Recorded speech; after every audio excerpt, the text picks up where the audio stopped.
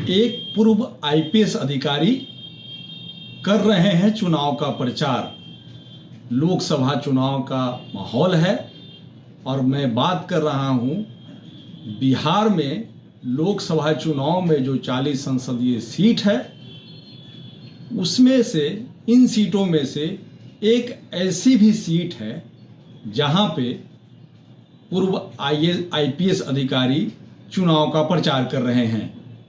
आपके मन में सवाल उठ रहा होगा कि वह आईपीएस अधिकारी जो रिटायर हो चुके हैं वह कौन है, वह कौन सी सीट है जहां इस तरह से प्रचार किया जा रहा है चुनाव में।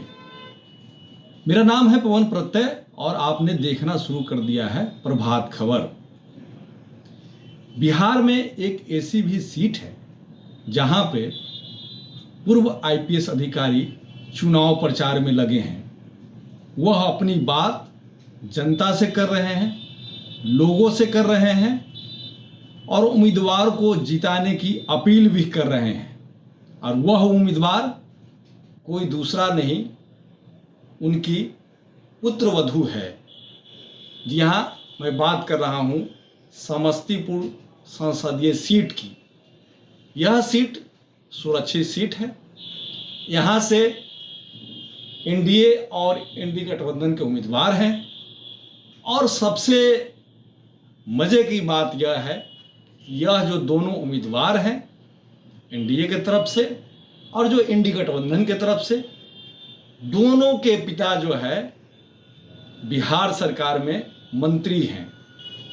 समस्तीपुर संसदीय सीट के बारे में और भी विस्तार से बात करेंगे, लेकिन सबसे पहले आप वो पूर्व आईपीएस अधिकारी जो चुनाव का प्रचार कर रहे हैं और उनका नाम भी मैं ले लेता हूं, किशोर कुणाल जी।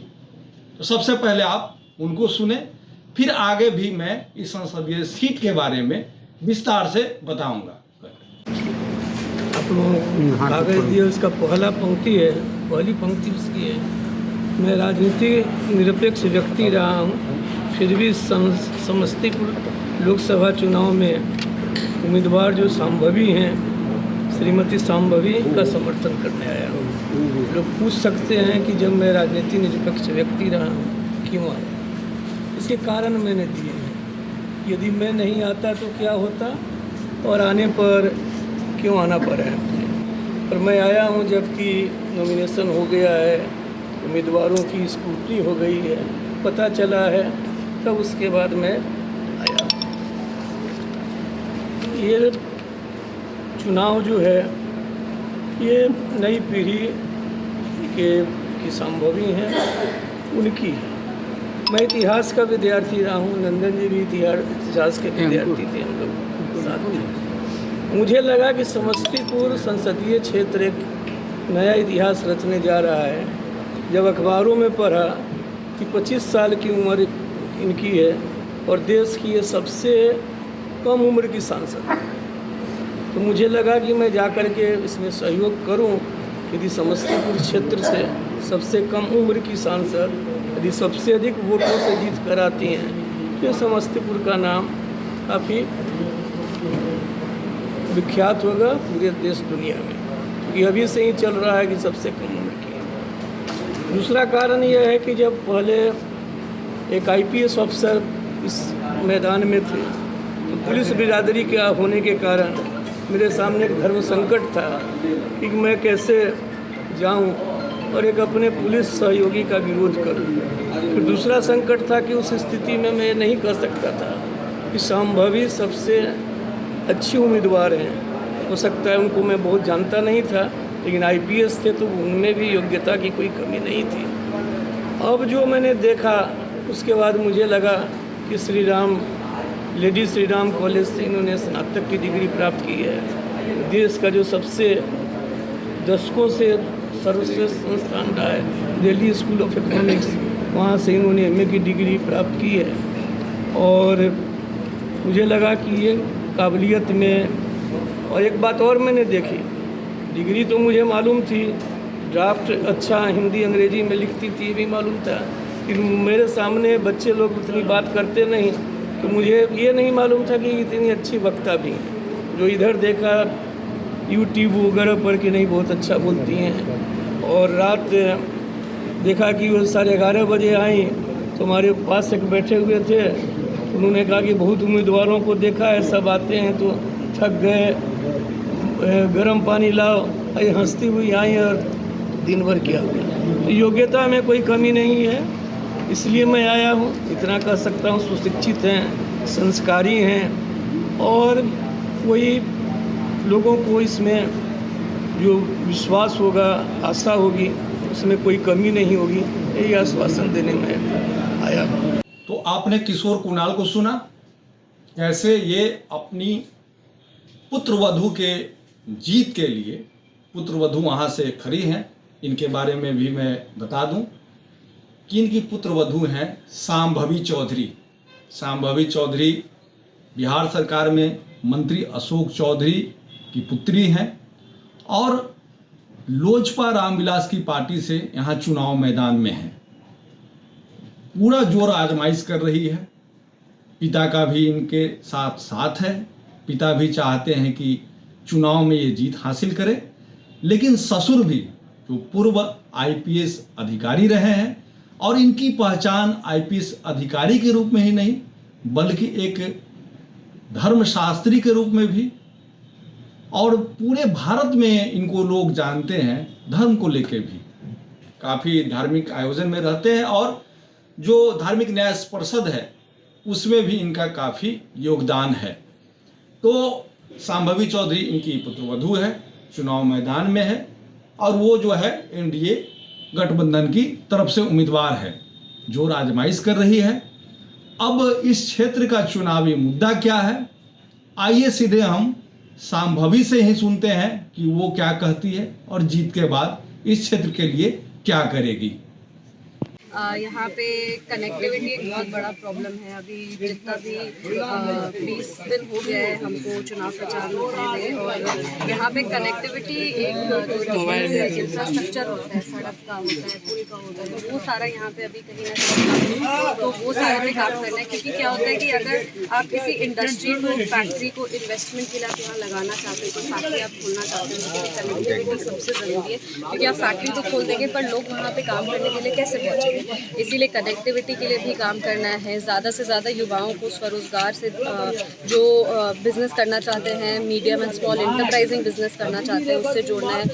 हमारे यशस्वी प्रधानमंत्री आदरणीय श्री नरेंद्र मोदी जी का मुद्रा लोन के तहत जो आर्थिक मदद है उसका भी राशि बढ़ा दिया गया है, उसको 20 लाख कर दिया गया है। तो हम चाहते हैं कि ज़्यादा से ज़्यादा युवाओं को हम उससे जोड़ें। महिलाओं के लिए हम पॉलिटेक्निक कॉलेज खोलना चाहते हैं, क्योंकि क्या है कि हमारे पास पॉपुलेशन है ना वो ज़्यादा है, और उनको जल्दी ही जितने जल्दी उनको रोज़गार मिले, जितना जल्दी उनको काम करने का मौका मिले, उतना अच्छा रहेगा। और पॉलिटेक्निक कॉलेज से टेक्निकल कोर्सेज़ की पढ़ाई होती है। टेक्निकल कोर्सेज़ जब आप सीख जाते हो और उसमें आप ट्रेन हो जाते हो तो आपका एम्प्लॉय होने का, कहीं पे नौकरी लगने का चांस बढ़ जाता है। इसीलिए महिलाओं के लिए हम एक पॉलिटेक्निक कॉलेज खोलना चाहते हैं। ज़्यादा से ज़्यादा किसानों को फसल बीमा योजना से, किसान सम्मान निधि से जोड़ना चाहते हैं। यहाँ पे सिंचाई के लिए करना चाहते हैं। MSP के अंदर जो गारंटी है वो दिलाना चाहते हैं। हमारे बहुत सारे लेबरर्स होते हैं, समस्तीपुर के मजदूर हैं जो बाहर जा के काम करते हैं, मनरेगा के तहत उनको हम ज़्यादा से ज़्यादा काम दिलाना चाहते हैं कि वो यहाँ पे अपने घर में रह के करें।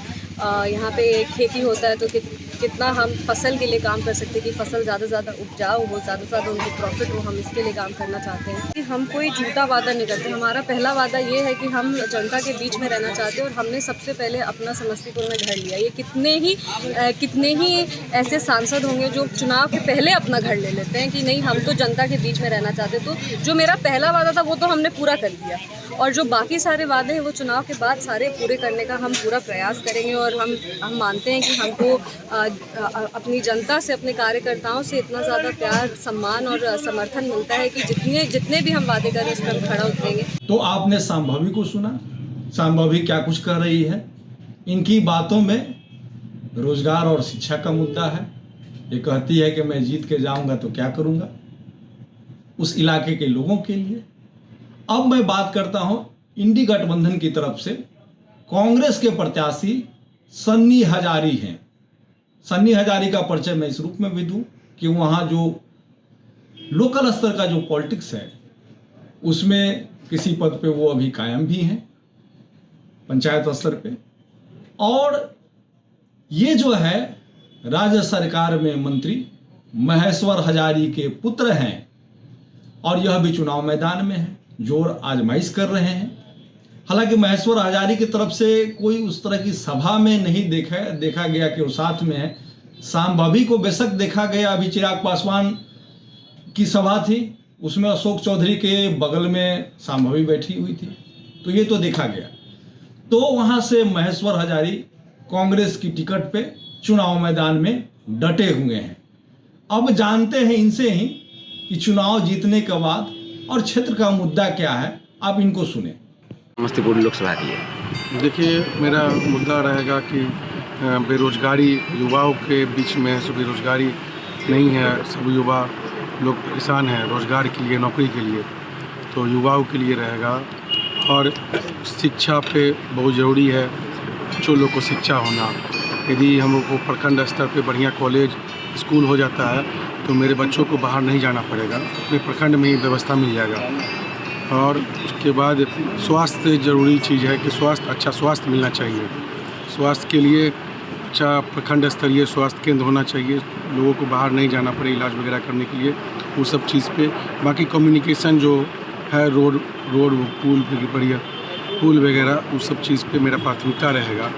और किसान से जुड़ा हुआ जो समस्या है उस पर भी हम लोग प्रकाश डालेंगे, काम करेंगे। जीतने के बाद क्या कीजिएगा? जो मेरा स्वास्थ्य पे, शिक्षा पे, ये सब चीज़ पे मेरा विशेष तौर पे रहेगा कि ज़्यादा से ज़्यादा काम कर सकूँ। तो आपने सन्नी हजारी को भी सुना, इनकी बातों में भी रोजगार और शिक्षा ही प्राथमिकता में है। तो आपने सन्नी हजारी को सुना, इसके पहले सांभवी को सुना, दोनों की बातों में समानता है। इन दोनों उम्मीदवारों का जो भाग्य का फैसला होगा वो तो ईवीएम में बंद होगा जब वोटिंग होगी। लेकिन इसके पहले कुछ चुनावी बात 2019 की भी कर लें। 2019 से यहाँ रामचंद्र पासवान विजयी हुए थे।